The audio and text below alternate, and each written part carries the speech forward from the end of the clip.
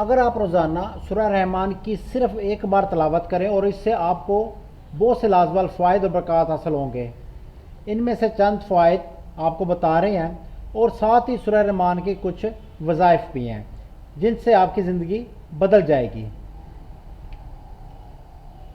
حدیث شریف میں ہے کہ سورہ حدید، سورہ واقعہ اور سورہ رحمان پڑھنے والا آسمانوں اور زمینوں میں فردوس کا رہنے والا پکارا جاتا ہے۔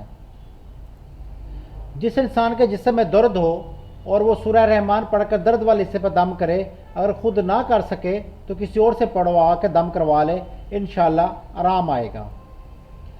یہ سورہ حاجت پوری کرنے کے لیے اکثیر ہے، اس کو روزانہ پڑھ کر اللہ تعالیٰ سے دعا کریں، حاجت پوری ہوگی۔